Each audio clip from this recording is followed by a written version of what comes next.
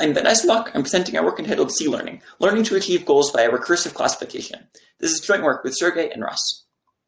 Typically, reinforcement learning is viewed as the process of transforming a reward function into useful behavior. Designing reward functions can be quite tedious. So in this work, we consider how can we learn useful behaviors directly from data without reward functions. To this end, we'll reframe the problem of goal-conditioned RL as one of predicting and controlling the future.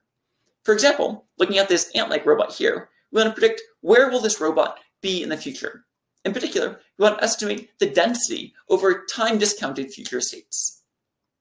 Prior methods, such as CLearning and successor features, don't solve this paper, as we discussed in the paper. So how are we going to learn this density function? Our main idea is to learn a future state classifier.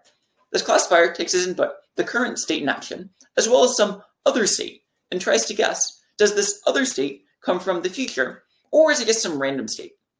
And it turns out that we can use Bayes' rule to transform this classifier into a density function. We call this algorithm Monte Carlo CLearning.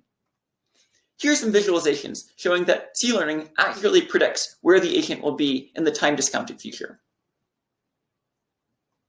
We extended this to a variant called Temporal CLearning that allows us to learn a classifier from off-policy experience.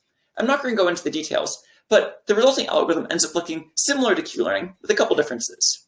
For one, things like hindsight relabeling emerge automatically from our derivation. And our derivation even tells us how to optimally sample goals for relabeling. We can also use CLearning to control the future. In particular, if there's some goal state we want to reach, we can ask our classifier, what action should we choose now, such that this goal state is likely a future state? Let's look at some experiments of using CLearning for goal-conditioned RL. On this task, the robot is trying to move the red puck to the green region. We compared our method to prior methods based on CLearning. And these prior methods relabel experience in different ways. We observe that none of these prior methods make any progress on this task. And it's not surprising. We don't have any reward function, we don't have any reward shaping, and there's no notion of an epsilon ball or distance metric. In contrast, our method performs quite well on this task. We compared our method to prior methods on a wide range of tasks and observed that on the easier tasks, our method performs as well as the best prior methods, and on the more complex tasks, our method was quite a bit better. One of the most surprising observations from this project was that CLearning has learned fairly complex behaviors.